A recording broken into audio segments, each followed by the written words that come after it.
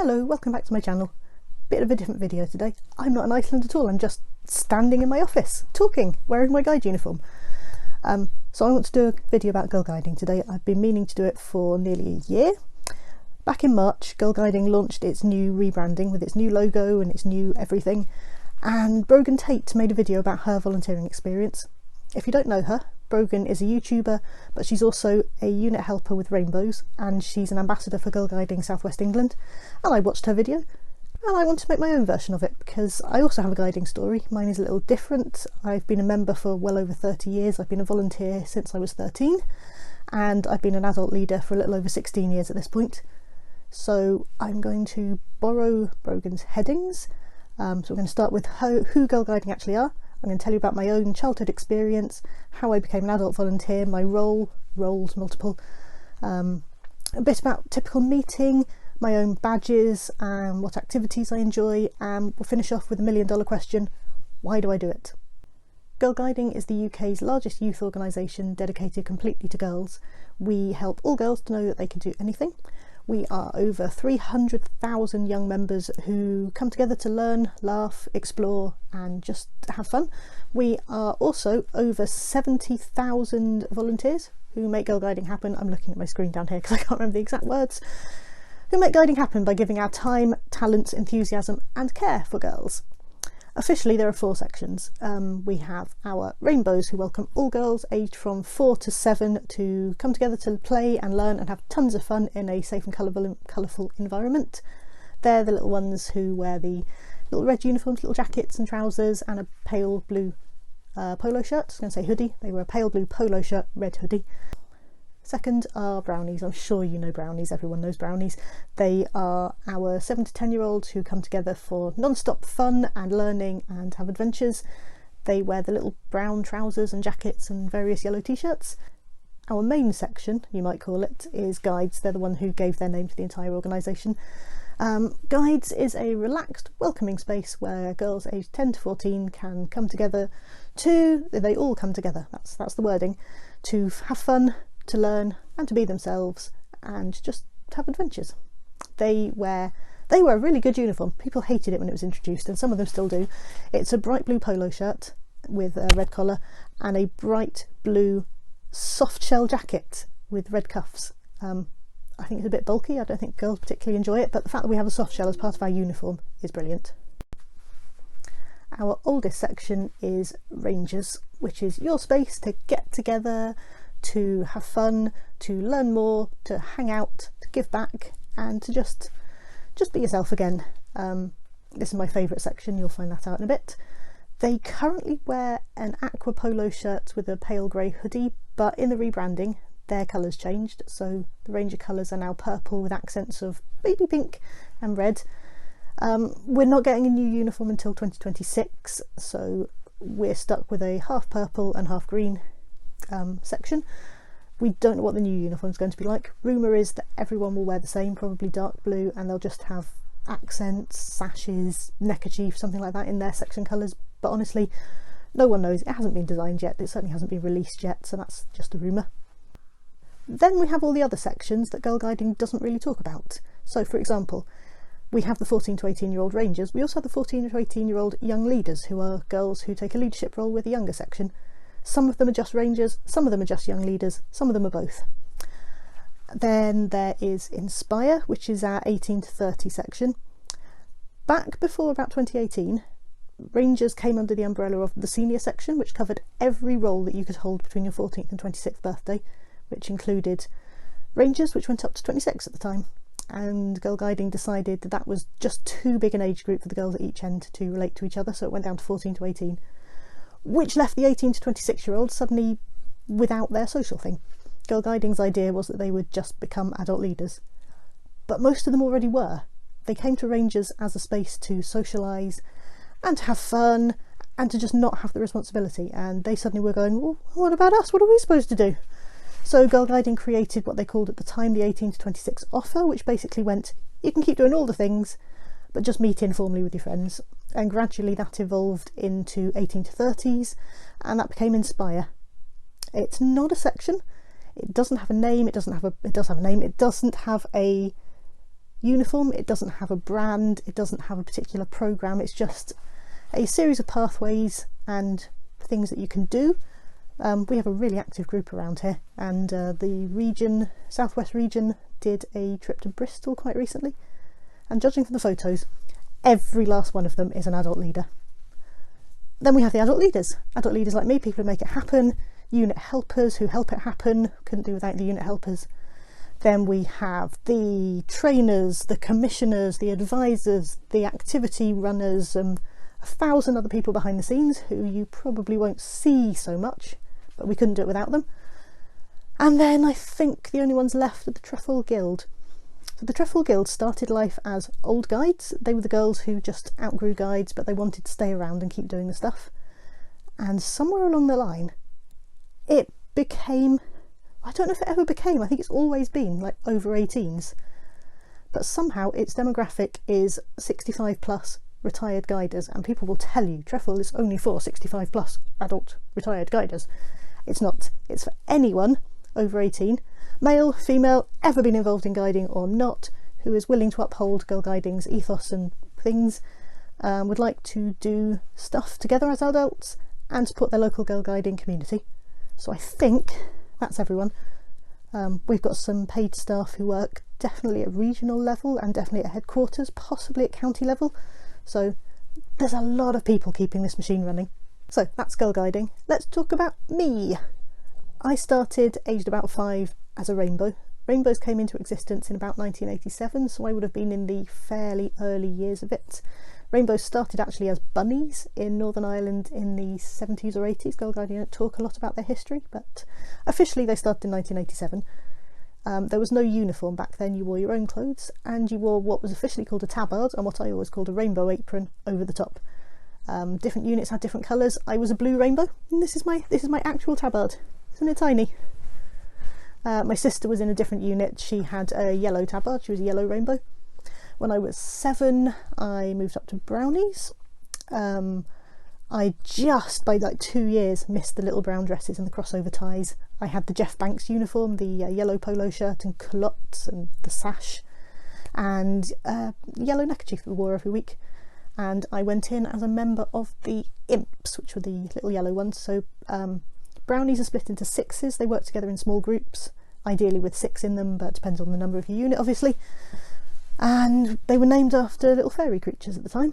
Then they introduced woodland creatures, and now we've got all sorts. They range from badgers to bluebells to unicorns to phoenixes to sprites to starfish, and loads of others in between. So I stayed until I was not quite 11 because there weren't spaces at guides, and by virtue of seniority I became the 6er of the elves, who were the little blue people. So yeah, then I moved up to guides. I was a member of Kingfishers, so now guides are split into patrols, not 6s, but they're basically the same thing. And I had my first taste of leadership. It was when I was 13. I used to go home with my friend whose mum was one of the leaders, and so we'd go to guides early, and Brown Owl would see us and she'd go, "Oh, these kids look bored. Would they like to come and help at Brownies?" And so when I was 13, I went and helped at Brownies, and among other things gained my service flash, which was a badge you could get in guides back then. Then I got chucked out of guides, literally. I remember them gathering at the end of one summer term and saying, "When you get to," and I can't remember if it was 15 or 16, "you're too old to be a guide." And so I was made a young leader, and so that was what I did for the rest of my guiding career up until I left school. I was a young leader. I did my fair share of washing up and putting stuff away in the cupboards, but we also had a series of girls at that time who needed a bit more attention, so I was kind of one-to-one for them. That was mostly my job. We had another new uniform by this point, so I had a lovely blue polo, I say blue, aqua rugby shirt. It's just basically a polo shirt with long sleeves, and I still have it, and it still fits, more or less. And so we come to my adult career. I turned 18 in the summer holidays before I went to university, so I went off without any actual adult experience. I came back as and when our term times allowed, and I think I would have been called a unit helper or probably an occasional helper during that time. But it really got started when I graduated.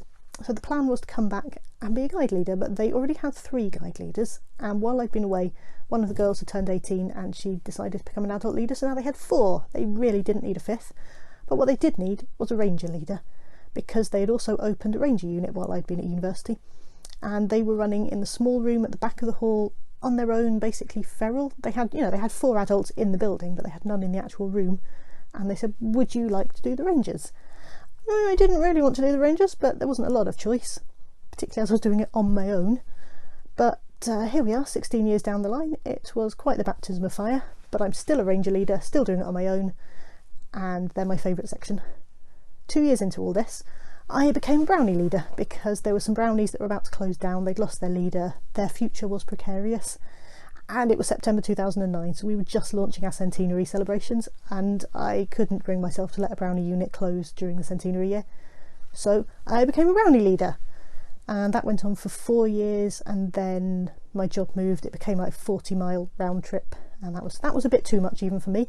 Bearing in mind I've been doing rangers since I was 11, guides and rangers 12 miles away, which is a colossal distance in Girlguiding.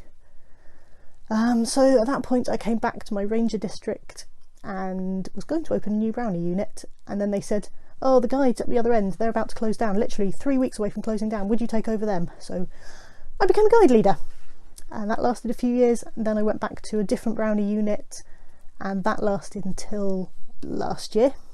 All closed down during the lockdowns and whatnot, so I haven't had those rangers since March 2020. But I've got new rangers now, so my current roles are, I'm a solo ranger leader, I'm the 4th of 4 brownie leaders, I'm a county leadership mentor, which means I help new leaders with their leadership journey and their leadership qualification. I'm an archery instructor and fencing coach, and I'm on the county list, so I get regular emails, can you come into this unit, can you come into this camp, can you come to this event? So I do that. I'm a Trefoil Guild member, and I am a paddlesport assistant at my previous divisions, had a share in a boat club, and so a paddlesport assistant there. We have a qualified coach. We also have 3 people who are not qualified, but we can look after ourselves and teach the kids the basics. So I do that. Next heading, what does a typical night look like? There's no such thing as a typical night, but let's start with brownies because that's a little bit easier. Brownies tends to either start or finish with a game, sometimes both if we have time. Then we're supposed to spend 60% of our time on the official programme. Now that came out around 2018 again, I think, and it basically went on to cards. So we have to complete something called skills builder badges. There's 5 per badge, 5 cards, and we also have unit meeting activities. This is a brownie one we did last week. This is for the pink express yourself theme, and this one is 60 minutes. So regardless of how long it takes them to complete, that's how long goes on their records. Brownies need to do 3 hours of unit meeting activities per theme. Rangers need to do 4. So sometimes we'll do unit meeting activities, we'll do skills builders activities. They also need to do interest badges, but they do them at home. We do occasionally bring them into the unit to encourage them, but primarily they're supposed to be their own interests, and therefore they pick them, and therefore they do them at home. So we'll do those, but that's only 60% of the time, and we do a lot of other stuff. We did the first couple of weeks of term, we were creating costumes for the carnival. We've got some Christmas activities planned. What else are we doing this term? We've got some girls who need to make their promise, so we need to go over promise stuff. We had some dogs come to visit last term, do some cooking, we'll, Easter activities, Mother's Day activities, go out in the garden.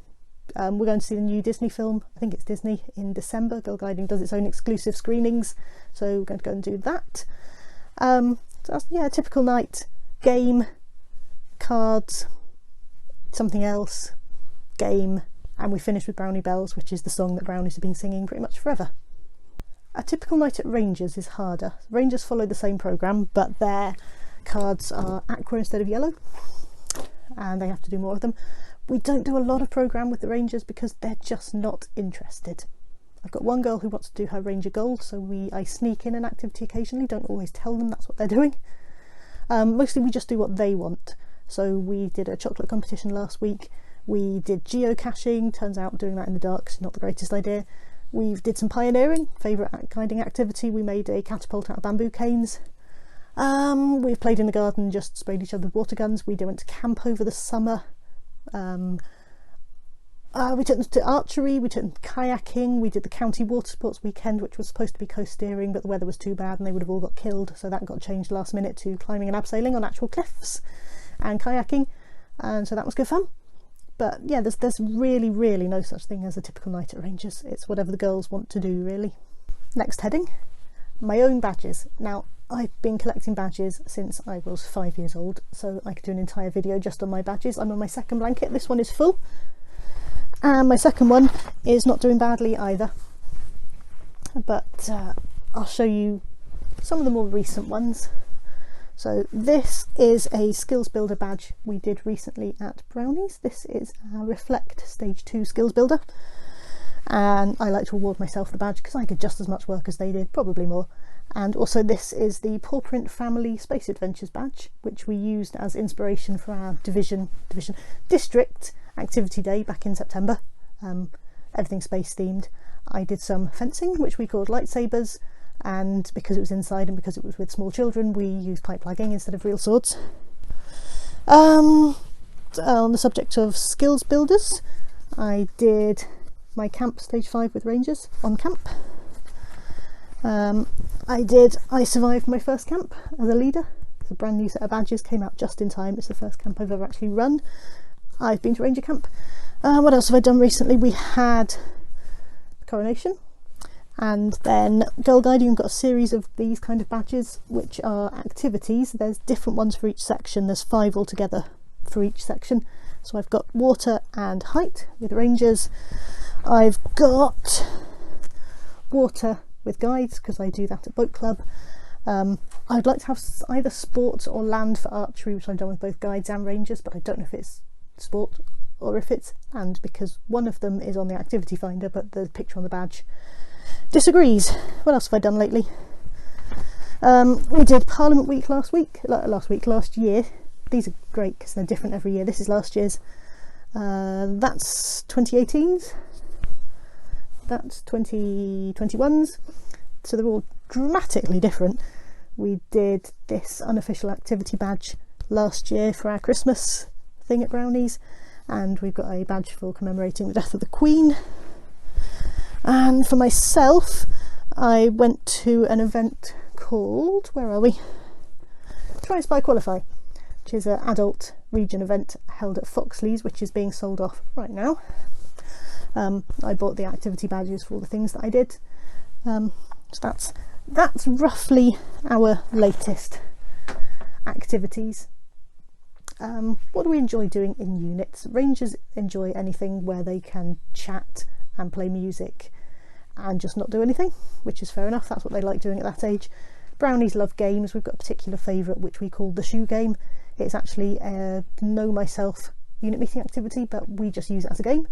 And they also enjoy the tooth game, which I think is a be well activity. And so we come to the difficult question: why do I do it? That is a question I've never really known the answer to, but about this time last year I suddenly found myself with no unit. It literally only lasted 48 hours, but I realised that I do it because I can't not. I've been in this since I was 5 years old. I don't know who I am without Girlguiding. I don't know where I end and Girlguiding begins, and I hadn't realised how big that chunk of my life was until suddenly it wasn't there. Now, I got that fixed as soon as possible. I had a new Brownie unit within 48 hours, and I was back in guides the next week or the week after, ready to find their older girls and steal them and reopen a ranger unit. Why do I do it? I enjoy it. I enjoy passing all of this on to the next generation. I enjoy teaching archery and kayaking and taking them on adventures, taking them on camp, and to get to give that to the next generation is wonderful. But is it why I do it? I don't know. I do it, like I said, because I can't not. I can't imagine what my life would look like without this. I get so much out of it, as well as what the girls get out of it. I wouldn't be an archery instructor, I wouldn't be a fencing coach, I certainly wouldn't be looking at getting kayak instructors. I wouldn't have gone to Iceland this summer and camped around the ring road, because I wouldn't have ever camped properly without Girlguiding. You get a lot, you just get so much. And if you would like to start filling up your CV with things that you have done in Girlguiding, I'm a team leader, I'm a team member, I'm a first aider, I'm an event planner, I'm a teacher, I'm a fire marshal, I'm a singer, There was just so many things. Even when I was 22, I was silent almost to the point of muteness. And at Sparkle and Ice, which is a winter survival camp in 2020, I had been briefly employed at Foxley's, never actually worked there. It was a casual thing. I was never called. The only time I was called, I couldn't make it. But the instructors knew me and my rangers were there, and between them they kind of bullied me into running some campfire songs for the entire event, which I did, no problem. Age 22, I would have died. And I credit Girlguiding a lot with that transformation from the little teeny tiny mouse that couldn't say anything to the big loud thing teaching the guides and the rangers and an entire camp to sing the Crazy Moose song. So yeah, if you would like some personal development, Girlguiding can shove that into you without you even realising.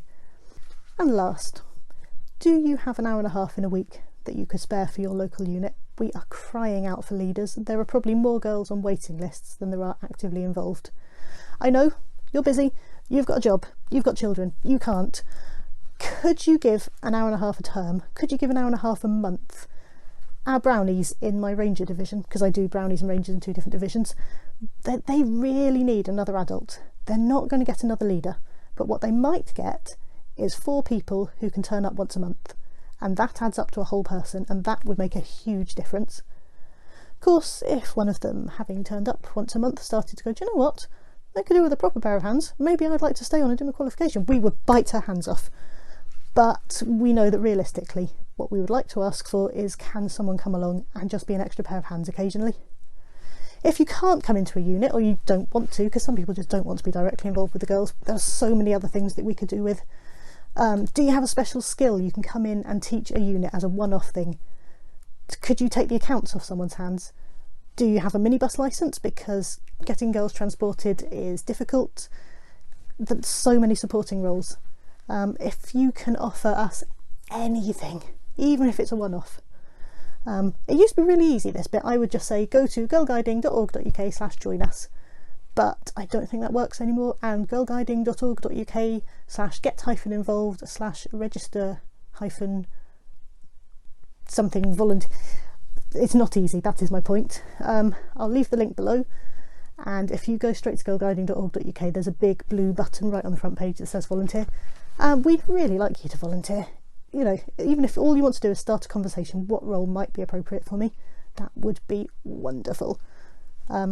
So I think that's everything I have to say. Thank you for listening this far, and yeah, if you can get involved in any way, please, we'd really appreciate it. Bye bye.